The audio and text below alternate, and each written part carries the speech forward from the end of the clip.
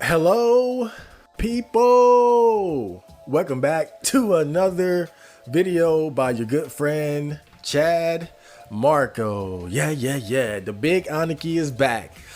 So I got another video for you guys, but before we have this interesting conversation, discussion, make sure you attack the like button. Check out all the nice links in the description box to all my other social media, and let us begin. So I don't know how many times I've been on Twitter or X, as I should say now, formerly formerly known as Twitter, what is now X.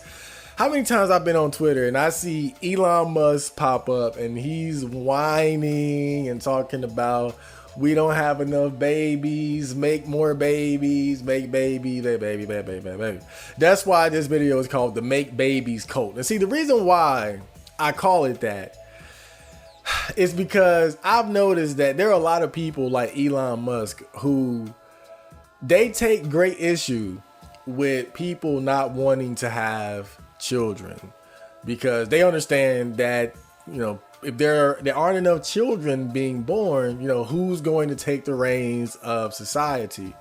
We're going to look into an article a bit later, but just as a perfect example, what I read about Japan right now is that in 2022, I believe more people died than people were born, which sounds crazy, right?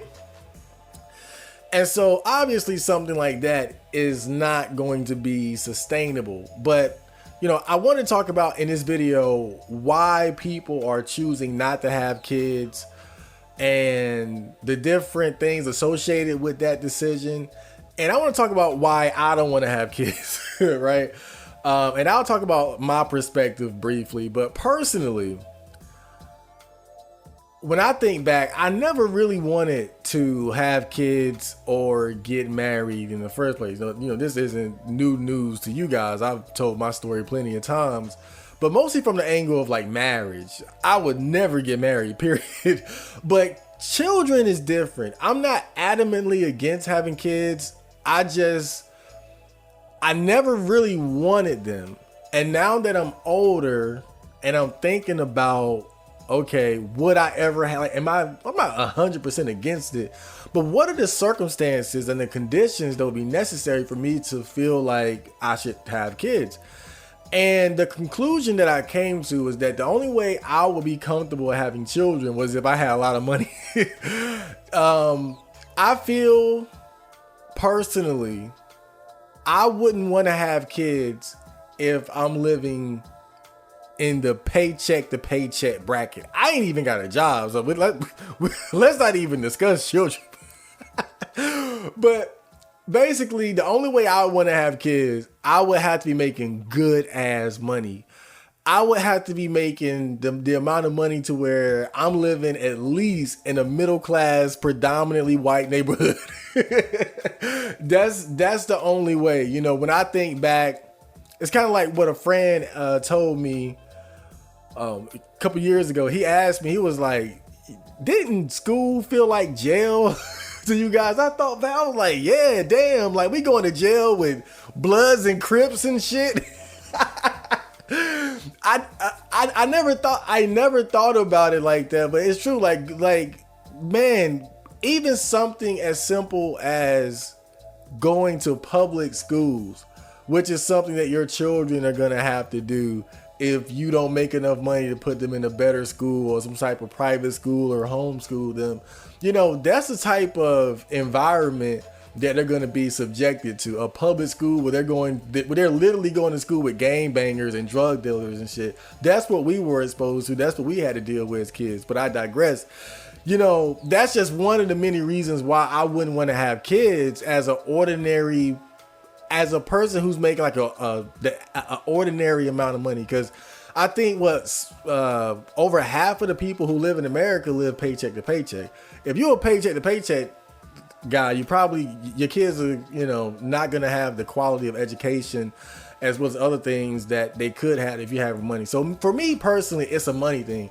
If I had more money, I'm not saying definitively that I would definitely have kids, but it would be more likely that I would. If I had enough money to where I felt like I could definitely provide them with a much better life than average, to where I could put them in a private school and make sure they're educated and they're in a safe neighborhood and things like that, then for sure. As well as my own development as a man, being capable of leading children and navigating the world. So I'm a long way from that. But that's me personally, right? But I think one thing that I've seen, one thing that keeps popping up because I've done my 5 minute research, like I tend to do my 5 minutes. One of the trends that I keep seeing, because the main comparisons that I'm going to make are between Japan and America, is that the leading reasons for people not having children, or at least the reasons that most people believe are the most relevant, are really economic. It's a money issue where people just simply don't feel like they can afford it. But also it's an issue of people wanting to have the time, the resources, and the energy to pursue their own personal goals. Because obviously once you have kids, that's going to eat up a lot of time. It's going to eat up a lot of money. And then particularly when you're talking about women, a lot of women want to have careers now, and having children, especially having children young, can be a big roadblock for their advancement, depending on whatever career, high earning career they're trying to get themselves into. So those are some of the most common things that I saw popping up. But the thing that bothers me when I look at what I call the make babies code is that all they do is try to pressure and convince people to just have kids, but then they don't really offer any solutions as to the problems that people are facing that's standing in the way of them having kids. Because the thing is, because I know some people will say, well, just fuck it, have them. No. I come from a community of just fuck it, have them. And I see firsthand what that leads to. Because the thing is, it's not just an issue of having the kids. It's what type of environment are you going to be raising them in? What type of person are you? What type of person is your mate, to where the effects of your particular style or capabilities in terms of upbringing and raising them, what type of effect that's going to have on them? Are you mature? Are you established enough to have children? Not only have children, but to properly raise them into functioning adults that will be able to navigate successfully throughout whatever society they happen to be a part of. It's not just about popping babies out. You want your children to be productive. You want your children to be safe. You want your children to be successful in life. And I think that's the other side of that coin that a lot of people just don't have readily available at the moment, because I think a lot of people are looking at the various things that are going on in the economy, in the world. You got rising housing prices and food prices are going up, general inflation. Then you got different political issues going on. Ukraine versus Russia war could escalate to World War III. Some people are worried about climate change. There's many different things that people are worried about. And I think people are thinking, what type of environment am I even bringing my kids into, in the first place? There are legitimate concerns that a lot of people are dealing with when it comes to whether or not they're going to have kids. And then there's just the whole, I didn't even touch the issue of just, men and women in general, and the friction and tension that's going on between the two sides, as far as, modern women and feminism, being sexually liberated, hypergamy, promiscuity, the high standards. He's got to be 6 foot tall, 6-inch dick, $100,000 a year, 6-figure salary, whatever. He can't have an android, all that shit. Women are pickier. haven't even touched. I mean, there are just a lot of things that are contributing to why people don't want to have children. But the only reason, again, the only reason it bothers me when people say stuff like that is because they don't offer any real solution. They just want you to have children no matter what. Even if you're broke, even if you don't have enough money to raise them in a good environment, in a safe neighborhood, all these things, just fuck it, have them. And I think that's incredibly irresponsible. And again, I grew up in the just fuck it, have them environment. So I know how bad that is. Somebody shared a video with me on my Discord of, I'm not going to say any names, but a popular YouTuber was talking, basically telling his followers, what are you talking about? You don't have enough money to raise kids. Just get on food stamps. He was basically talking about how people in the projects, they have kids and just get on government assistance. Like, that type of irresponsible, quite frankly, ridiculous thinking is only going to create more problems. You'll solve the issue of not having enough people in society, but then you're just going to have a bunch of degenerates and criminals, which, again, poor, low-income housing, food stamp, WIC,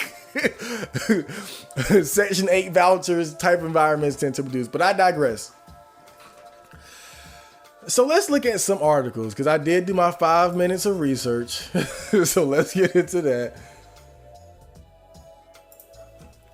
So this article is talking about Japan's demographic dilemma, the challenge of a declining birth rate.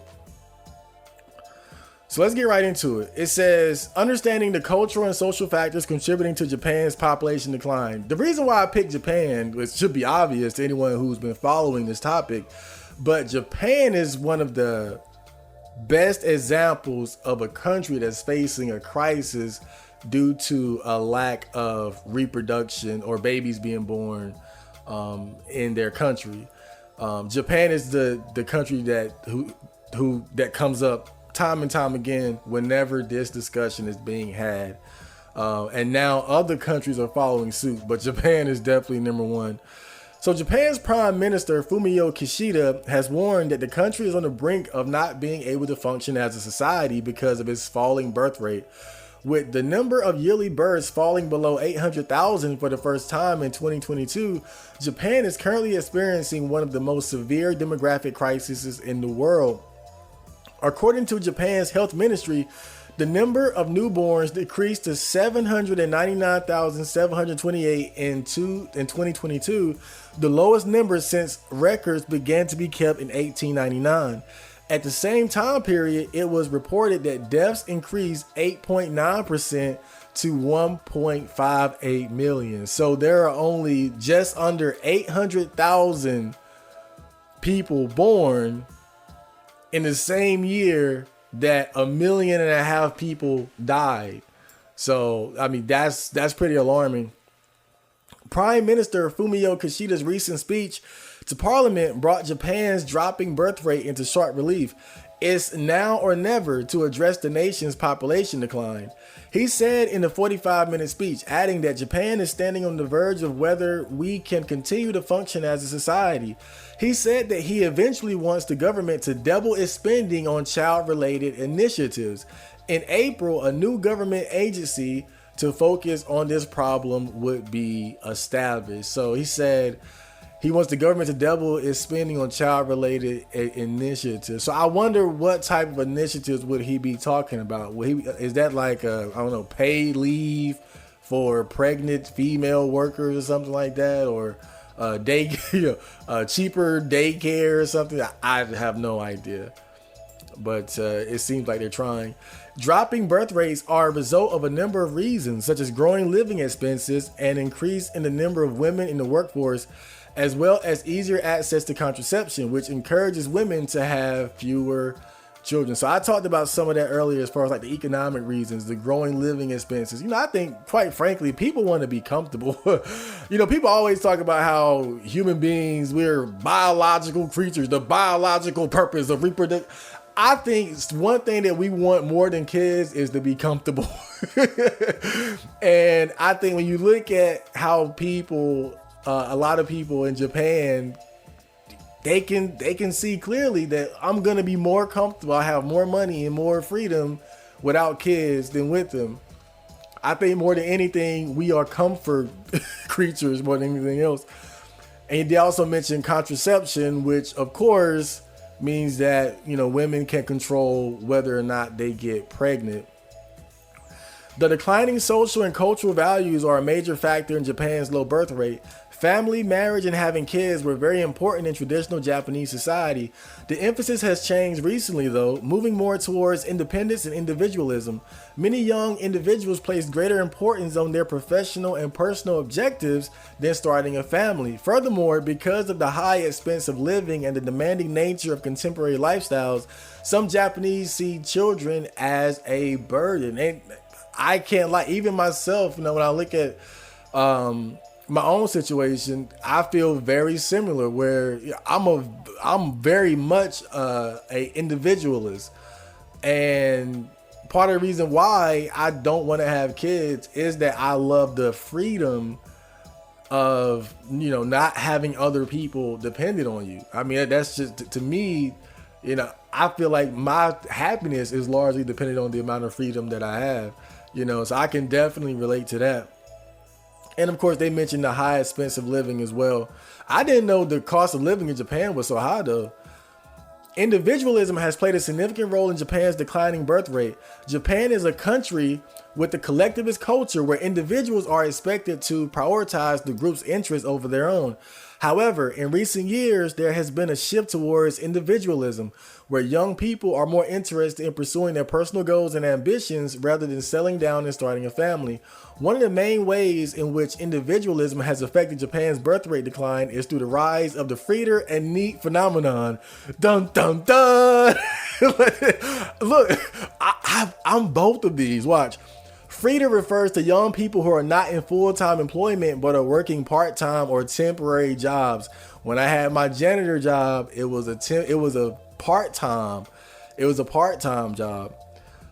So I was working, but I didn't have to work very hard. I was making money enough to enjoy, you know, again, freedom and time, but I wasn't deeply rooted into a serious 9 to 5, 6, 7 days a week type of job.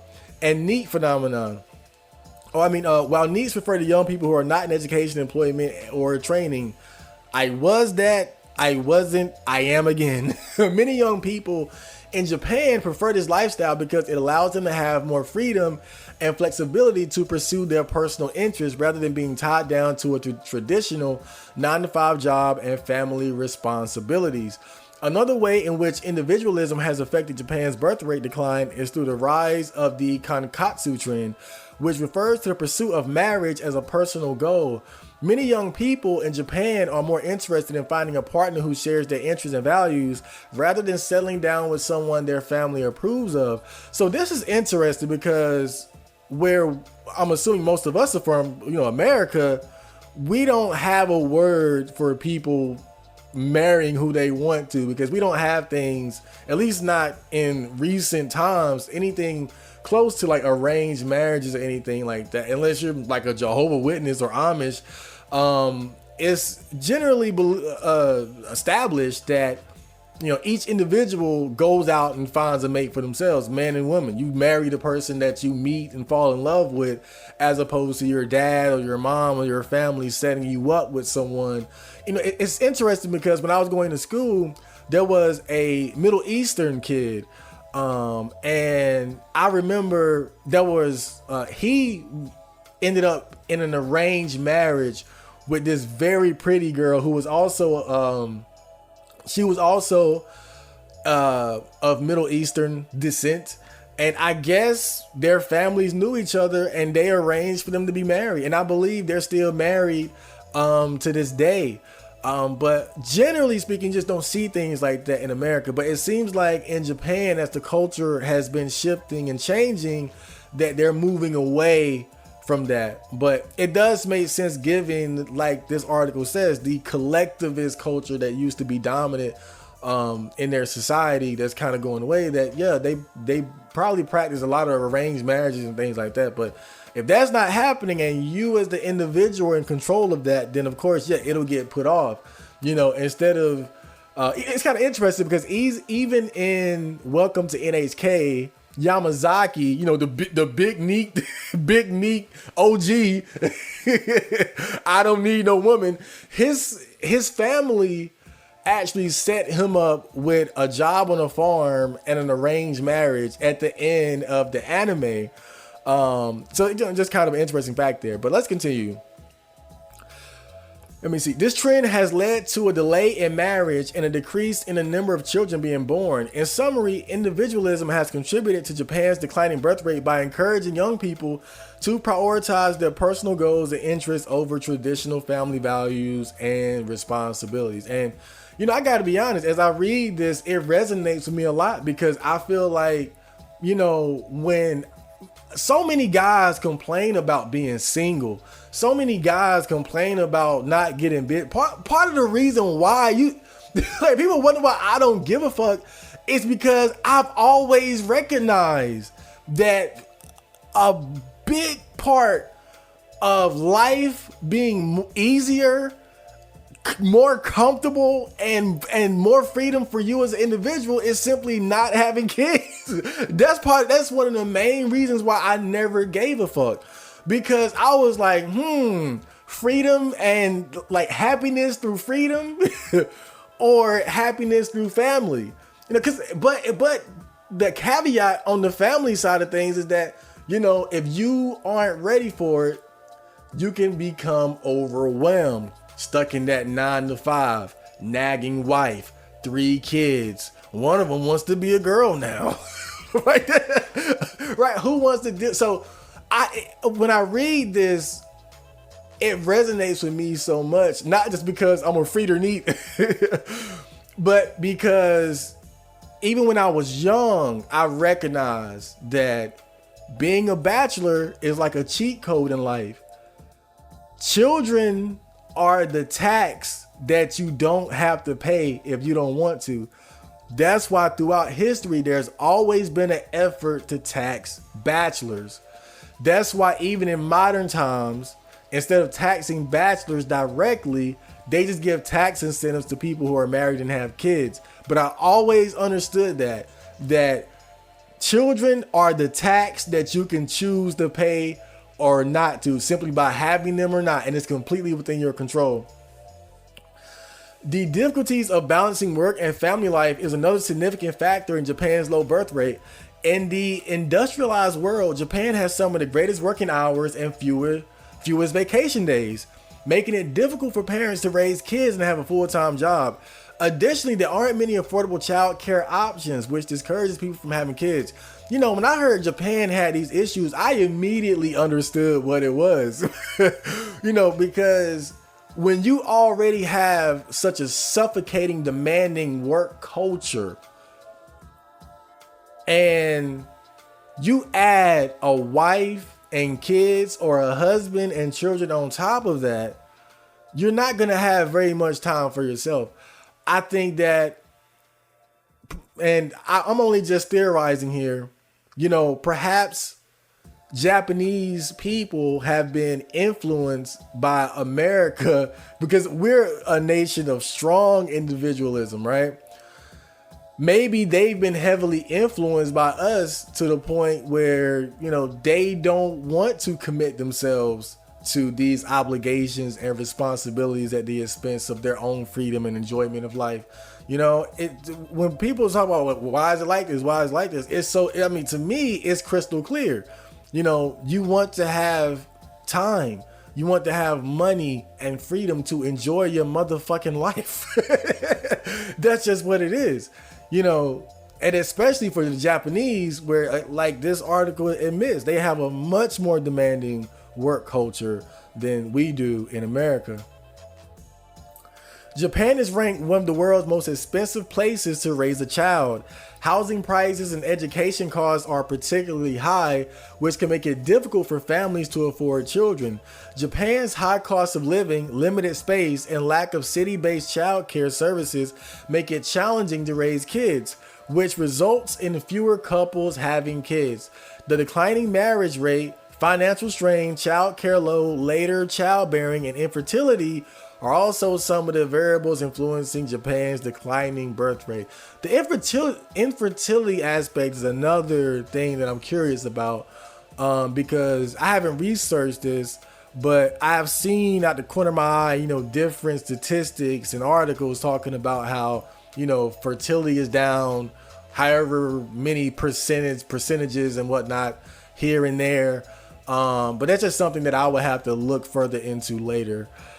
So it continues, this decline in Japan's birth rate has several significant consequences for the country, including aging population, which has put a significant strain on the country's healthcare system, social security system, and economy. Japan today has a rapidly aging population and a declining labor force. The nation's finances are being drained by the soaring expense of caring for its elderly residents, who make up a larger percentage of the population. Japan now has the world's highest proportion of people aged 65 and older, according to World Bank data. The nation's aging population and declining birth rate, which are both happening at a greater rate than anywhere else in the globe, will have a significant influence on the economy and society at large. There is even concern that if the scenario persists, Japan will lose its status as a developed nation and revert to merely being a little country in the Far East. I don't want people to take this the wrong way, but I'm so interested in seeing where Japan is going to go from here, because they are going to serve as the example of what happens when more people are dying than being born. They're going to serve as the example of what happens when a declining birth rate reaches such an extreme that it begins to have a significant impact on, society. I've seen some people argue that, different things throughout life and cultures happen in cycles.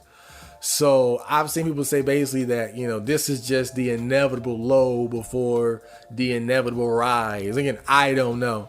Another interesting part of this conversation is that Japan is not one of these countries that is allowing mass immigration either. In America, we have thousands of different Hispanics from Mexico and Venezuela, Colombia, all over the place coming in. And then, you see recently with Italy, they have a lot of African migrants coming in. Europe in general is dealing with all kinds of mass migration issues. But Japan seems to be resistant to trying to use that as a method of solving this problem, and I don't particularly blame them. I'll just leave it at that. But when it comes right down to it, are they going to change their tune? Is it going to get so bad that they're like, yeah, bring 100,000 Africans or whatever, and or like, how are they going to deal with it? That's what I'm curious about. Let me see. That's cool. Oh, so it can. All right. So this is interesting. It says the schools in Japan are shutting down due to population decline. As the number of children decreases, there are fewer students to fill the classrooms, and some schools become economically unsustainable. Additionally, some families choose to move to larger cities where there are more job opportunities, leaving behind fewer children in rural areas. The schools that are most affected by population decline tend to be in rural areas with small populations. In these areas, there may be only one or two elementary and junior high schools serving the entire community. When the number of students drops below a certain threshold, the schools are forced to close as it becomes difficult to maintain the facilities and provide adequate education with limited resources. According to a report by the Ministry of Education, Culture, Sports, Science, and Technology, more than 40% of elementary and junior high schools in Japan have fewer than 50 students. More than 40% of elementary and junior high schools in Japan have fewer than 50 students as of 2020. Damn, this trend is, you ever read something and it's just like, you had to stop and read it again? Oh, like, wait, what? Damn. This trend is expected to continue in the coming years as the population continues to decline. it will be very difficult for Japan to sustain world third largest economy in upcoming years with a smaller workforce and a small number of taxpayers. The government should promote work-life balance by encouraging companies to offer more vacation days, flexible working hours, and work from home alternatives to make it easier for parents to balance work and family life. The government should increase support for child care facilities and introduce financial incentives to encourage people to have children. Otherwise, by 2050, Japan could lose a fifth of its current population. And that is the end of the article. So what did we learn? But I think these solutions that are presented at the end of the article, it makes sense because it covers one of the most significant reasons why people don't want to have kids. And it's the economic factors where they just simply can't afford them. And, it also addresses some of the issues of just people wanting to have some personal freedom in their lives, time for themselves, time to actually enjoy their life instead of being like a worker ant or a worker bee for the rest of their lives. I think I think that's based off of what I'm reading and what I'm seeing. Japanese people, they want to live life like Americans. That's just how it looks to me. They want to live the free and quote unquote glamorous life of Americans. But I've always said this, man. I think that if you want people to have more children, it has to be a society and an environment where people feel like even with a family, they can enjoy life, that they can thrive, they can be prosperous, that life is going to be that, like, a wife and kids shouldn't feel like more of a burden than a blessing, than something that's going to benefit you, but when it just seems like work, more stress, right, more pain, more headache, then of course people are going to choose to opt out. Now, there are other articles I've been looking at in terms of the connection between intelligence and the desire not to have kids. But, we don't really have time for all that. But from what I've researched, there is definitely a connection between more intelligent people and having less children. And so, because people might think, okay, Chad, you said that in order for people to have more kids, it's got to be a safe, prosperous environment. But then you look at poor countries, like you got poor Hispanic countries and poor African countries and whatnot, where people are still breeding like rabbits despite living in terrible conditions, living in straight up poverty. And I think that's where the intelligence, I think that's where the intelligence aspect comes into it, where more intelligent people are going to have the forethought of understanding that, okay, if I have kids that I can't afford to take care of, life is going to get harder. I could abandon them, but then they're not going to have a father or a mother. And then look, and you see how, it doesn't take a rocket scientist to figure out why that doesn't work. But I think when you're talking about intelligent, educated people in first world countries, I think what ends up happening is that we develop a desire for balance and comfort in our lives to such a degree that if having children or even getting married is seen as being detrimental to our freedom, our comfort, our ability to enjoy life, then we're not going to want to deal with that. And you got to think, and even in a first world country, in a civilized, prosperous society, the fear of not being able to pay your bills, the fear of not being able to keep up with your taxes, the fear of not being able to enjoy the comforts of having shelter, electricity, internet, television, food, that's still hanging over our heads. And so you want people to gamble on all that by having children, which is undeniably going to multiply the difficulty of maintaining your standard of living, especially in an expensive, high cost of living country like Japan. dude, it's really, it's clear as day why people don't want to have children. And like I mentioned briefly before, you know, these solutions or potential solutions that are presented at the end of the article is fine.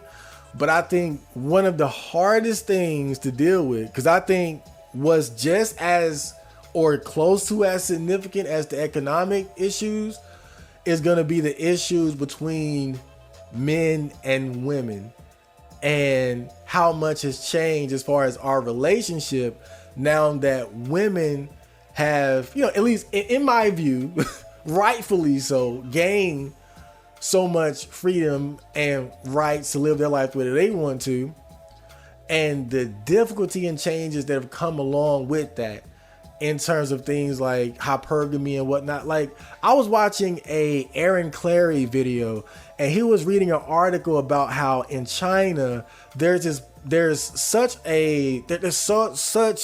competition over female brides that, you know, they're able to demand like these large, I don't know if they call it dowries, but basically in order to marry them, you have to pay the family a large amount of money.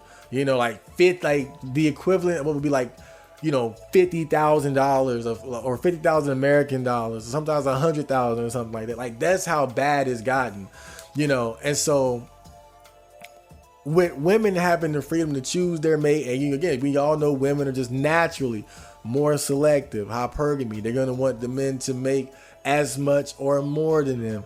The men have to look a certain way. I hear a lot of issues about cheating and infidelity in Japan. So there are also issues going on between men and women in general. You have a lot of male virgins, male virginity, sexlessness all across the board, even with women.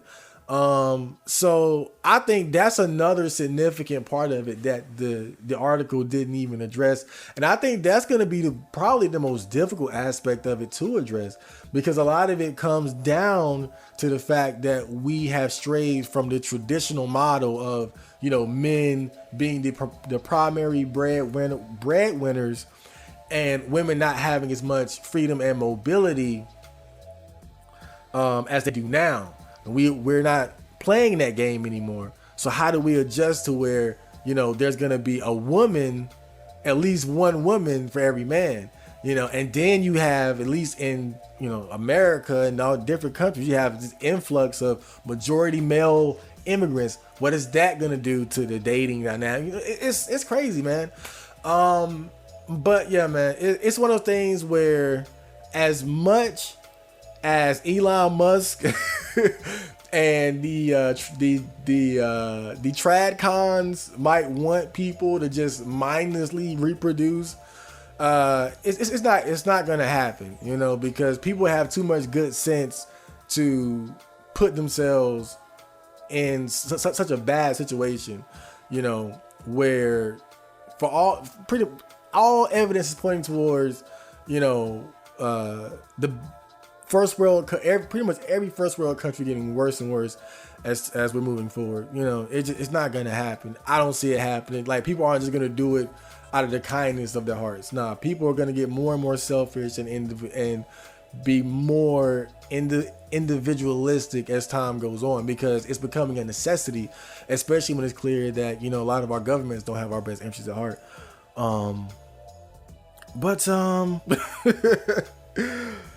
You know, but yeah, that was the video. I hope you guys enjoyed that, and I will see you around. John to all the Japanese people out there.